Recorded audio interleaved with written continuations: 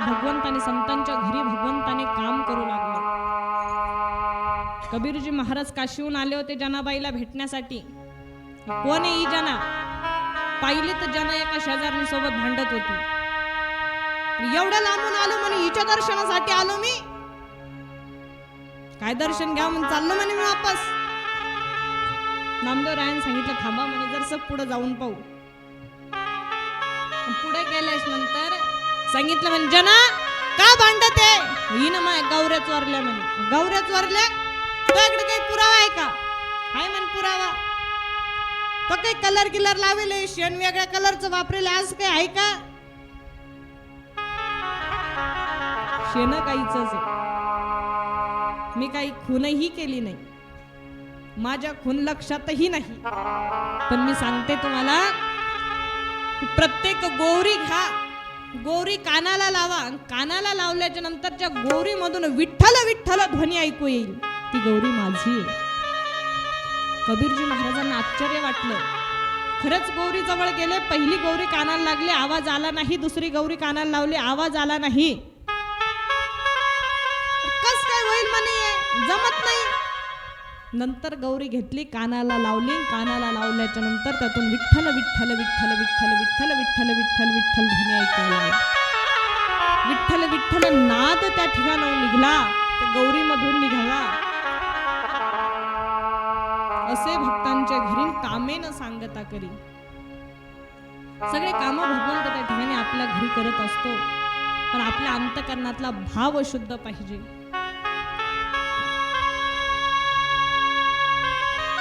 कितीतरी गवळणी आहे. जनाबाईचं जर आपण उदाहरण पाहिलं, देव ज्यावेळेस रात्री दळण्यासाठी आला होता, दाता दाता सांगितलं, जने आता घरी जायला उशीर झाला म्हणे, देवळात जाता येणार नाही. आजची रात्र मला इथंच विसावा करायचा. सांगितलं, पांडुरंगा अरे सगळं तुझंच आहे ना, तुला काय परवानगी घ्यायचं का? संध्याकाळी देव झोपायला जात असताना देवाने आपला शृंगार काढून ठेवला. झोपले देव. सकाळी काकड्याची वेळ झाली. वारकरी मंडळ मंदिरामध्ये आले. काकडा सुरू केला. जसा काकड्याचा नाद पांडुरंगाच्या कानावरती पडला, भगवंताने मागचा पुढचा कोणता विचार केला नाही. जी गोधडी अंगावरती होती ती गोधडी गुंडाळली. मंदिरामध्ये देवळामध्ये भगवंत हजर झाले. पुजाऱ्यांनी देवळामध्ये येऊन पाहिलं, भगवंताच्या अंगावरती एक गोधडी आहे, पण अंगावरती जे अलंकार आहे ते अलंकारच गायब आहे म्हणे. गेले कुठं असल? एकानं ओळखले की अरे गोधडी तर जनीची म्हणे, आम्ही पाहिलं होतं तिच्याच घरची गोधडी म्हणे. जसं सांगितलं, लोक जनीच्या जनाई साहेबांच्या घरी गेले. घरी गेल्याच्या नंतर सांगितलं, जने बाहेर ये. झालं काय? तुझ्यावर चोरीचा आळ आहे म्हणे. काय तर तू पंढरपूरच्या पांडुरंगाच्या देवाच्या अंगावरचा शृंगार चोरला, दागिने चोरले म्हणे.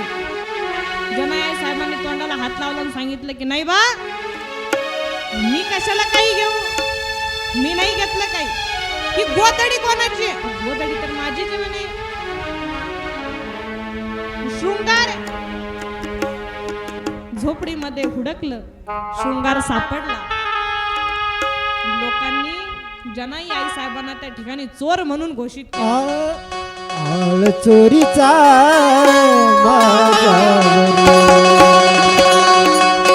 आळ चोरीचा माझ्यावरी, आळ चोरीचा माझ्यावरी. ओव्या गावून स्वरात जास जनीच्या घरात, ओव्या गावून स्वरात जास जनीच्या घरात. दळण दळीले सख्या श्रीहरी, दळण दळीले सख्या श्रीहरी. आळ चोरीचा माझ्यावरी, आळ चोरीचा माझ्यावरी, आळ चोरीचा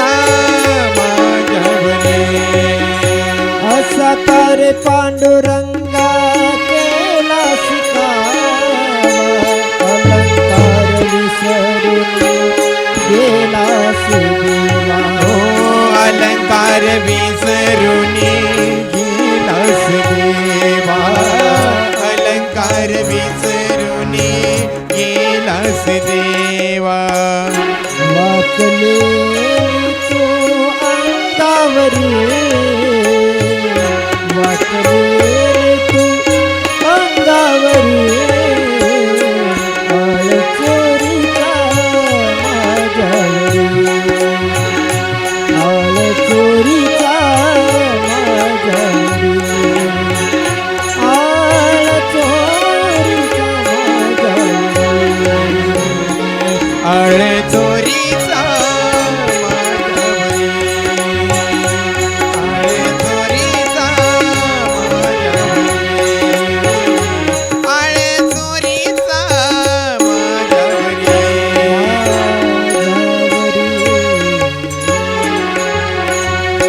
गोपाल कृष्ण भगवान की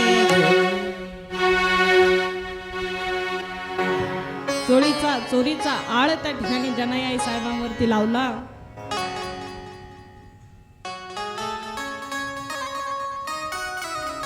माहित होतं की रात्री भगवंत आपल्या घरी आले होते, आपल्या झोपडीमध्ये आले होते आणि भगवंतानेच दागिने काढून ठेवले. आता जर इथे सांगावं सगळ्यांसमोर की दागिने स्वतः भगवंताने काढून ठेवले, माझ्या भगवंताची आबरू जाईल. लोक माझ्या भगवंताला दोषी ठरवतील. सांगितलं नाही. दुसऱ्या दिवशी गावकऱ्यांनी ठरवलं की जनीला सुळावर द्या म्हणे. चोरी केली, साध्या सुद्धा ठिकाणी चोरी नाही केली म्हणे, साक्षात पांडुरंगाच्या मंदिरामध्ये चोरी केली. आणि जसं जनाई आई साहेबांना नेलं, मनातल्या मनात म्हणत होते की पांडुरंगा अरे काय पाप केलं मी, असा काय डाव खेळला रे तू की मला सुळावर जावं लागतं.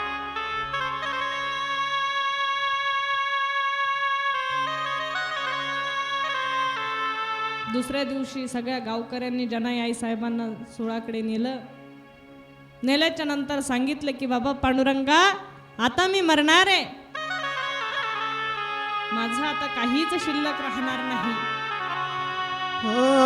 सोपान ऐकून ती जनाईची वाणी सोपान ऐकून ती जनाईची वाणी देवाने सुळाचे त्या केले पाणी पाणी देवाने सुळाचे त्या केले पाणी पाणी सोपानाए कोणी जनाईची वाणी देवाने सुळाचे त्या केले पाणी पाणी देवाने सुळाचे त्या केले पाणी पाणी झुके गेले की मया खरे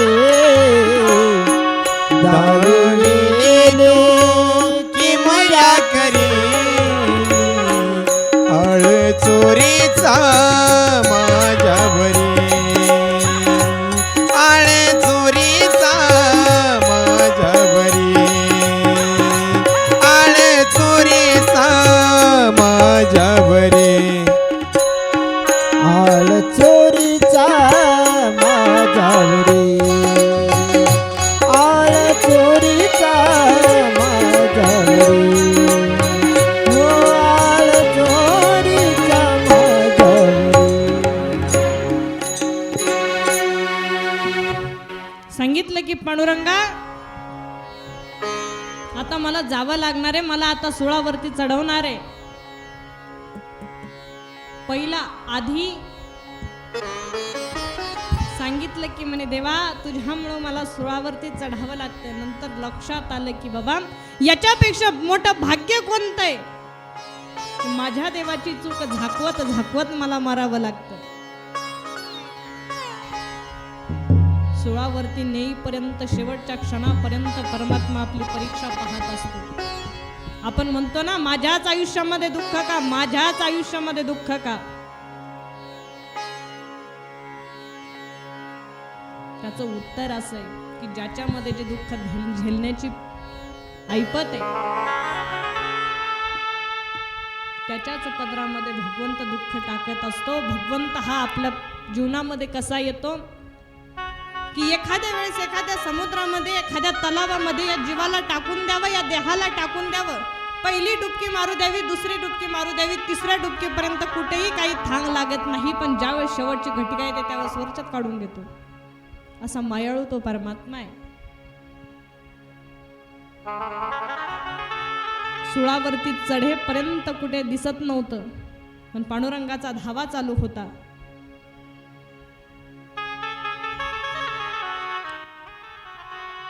पांडुरंगाचा धावा चालू होता. सुळावरती चढवलं.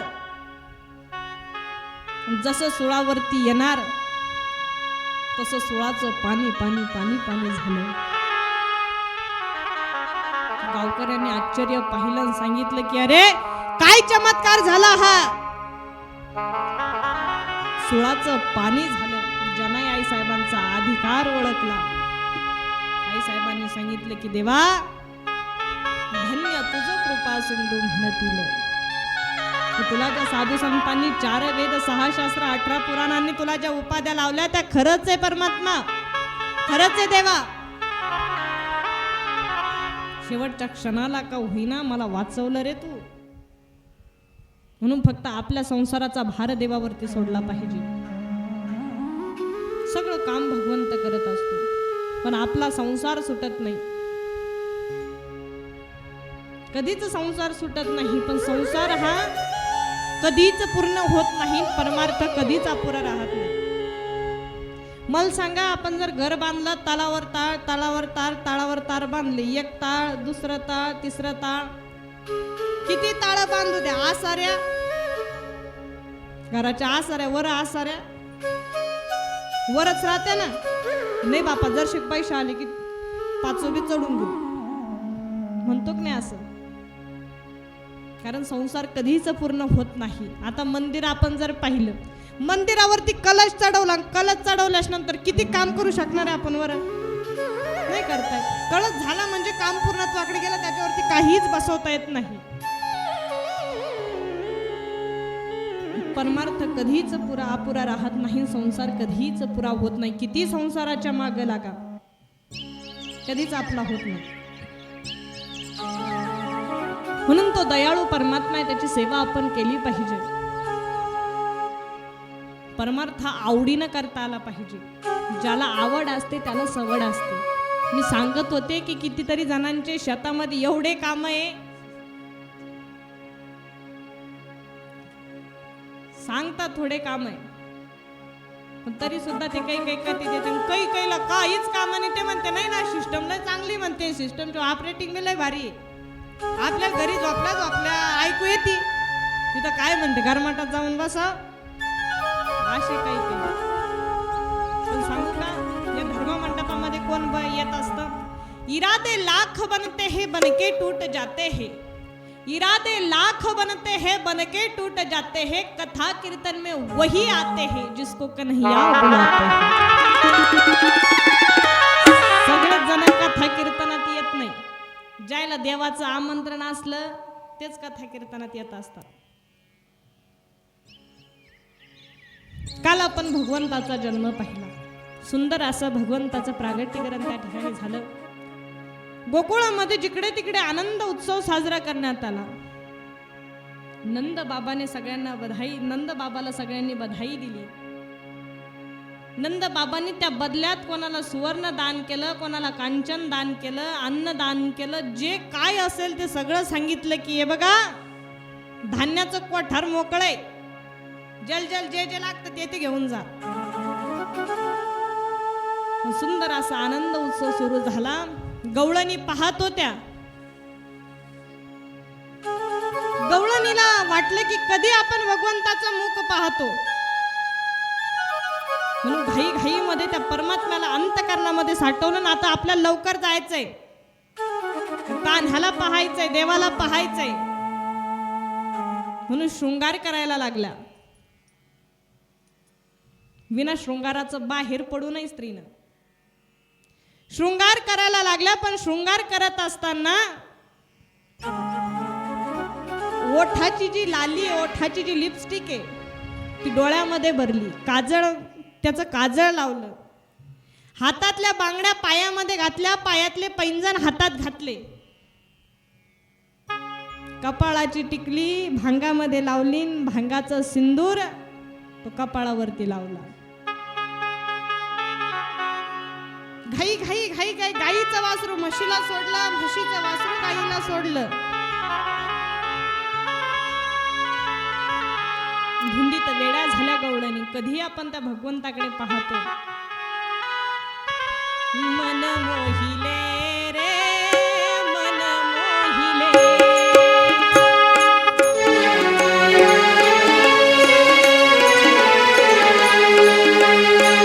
मन मोहिले रे मन मोहिले, देवा तुझ्या मुरलीच्या पायी रे, हरी तुझ्या मुरलीच्या पायी रे, मन मोहिनी रे मन मोहिनी, मन मोहिनी रे मन मोहिनी, मन मोहिनी रे मन मोहिनी. कपाळी काजळ डोळ्यामध्ये कुंकू, कपाळी काजळ डोळ्यामध्ये कुंकू, कपाळी काजळ डोळ्यामध्ये कुंकू, कपाळी काजळ डोळ्यामध्ये कुंकू, हळदीने मळवट भरिले,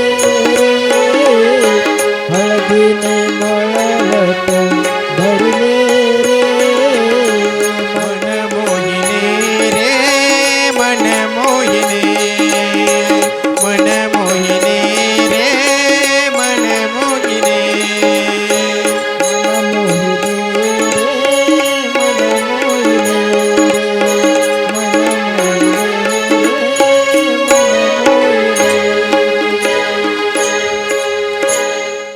गोपाल कृष्ण भगवान की. की जय. गवळणी त्या ठिकाणी नटून थटून पण चित्तामध्ये भगवंताला विराजमान केलं होतं. सुंदर असं गोपिकांचं रूप दिसत होतं. आणि भगवंताकडे गेल्याच्या नंतर भगवंताला पाहिलं. ज्या गवळणीचे जेवढे काही दुखत होतं, कोणाचं पाठ दुखत होती, कोणाचे पाय दुखत होते, कोणा डोकं दुखत होतं, घरातलं काम करू करू, सासूचे बोलणे खाऊ खाऊ, पण भगवंताचं रूप पाहिलं. भगवंताचं रूप पाहिल्याच्या नंतर आनंद झाला. कारण का आपल्या जीवाचं जेवढं काही दुःख आहे, तेवढं दुःखाचं औषध जर कोणाकडे असेल तर ते भगवंताकडे असतं. दर्द दिल की दवा दीजिए, दर्द दिल की दवा दीजिए मेरे प्यारे, दर्द दिल की दवा दीजिए मेरे प्यारे, थोड़ा सा मुस्कुरा दीजिए, थोड़ा सा मुस्कुरा दीजिए, मेरा दिल आपका घर हुआ मेरे प्यारे, मेरा दिल आपका घर हुआ मेरे प्यारे, आते जाते रहा कीजिए, दर्द दिल की दवा दीजिए. आपल्या दुःखाचं औषध जर कोणाकडे असेल तर ते भगवंताकडे असतं. गवळणी गेल्या, भगवंताला पाहिलं. जिकडं तिकडं आनंद उत्सव सुरू झाला. छोटासा भगवंत त्या ठिकाणी पाळण्यामध्ये दिसत होता. नामकरण संस्कार करायचा. 7वा जो गर्भयोग मायेने आला होता,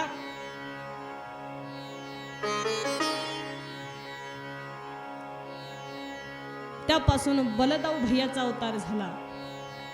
भगवंत बलदाव भैया सुंदर असे दोघं जण त्या ठिकाणी दिसत होते.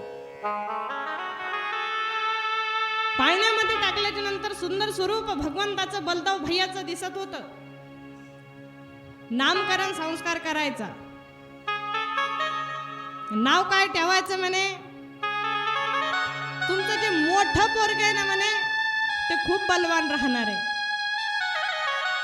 त्याचं नाव बलराम ठेवा म्हणे.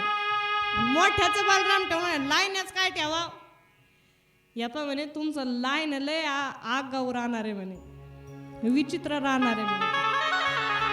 ते सगळं जे काही त्याला शिदा करा सांगेन ते वाकडं वाकडं वाकडं वाकडं करण म्हणे. एक काम करा म्हणे, त्याचं नाव घेताना सुद्धा आपली जीभ वाकडी झाली पाहिजे, शिदा नाव नका ठेवू म्हणे. कृष्ण काय नाव, कृष्ण. कृष्ण म्हणल्याच नंतर जीभ कशी होती, टेढ़ी होती है, त्रिभंग ललित. कृष्ण म्हणताना जीभ कशी होती, म्हणून सांगितलं की हे आडवा आडवा चालणार आहे म्हणे, याचं नाव बी असंच ठेवा की त्याचं नाव घेताना जीभ वाकडी ठेवली पाहिजे. एकाचं नाव ठेवलं कृष्ण आणि एकाचं नाव ठेवलं बलराम. सुंदर असे भगवंत वाढत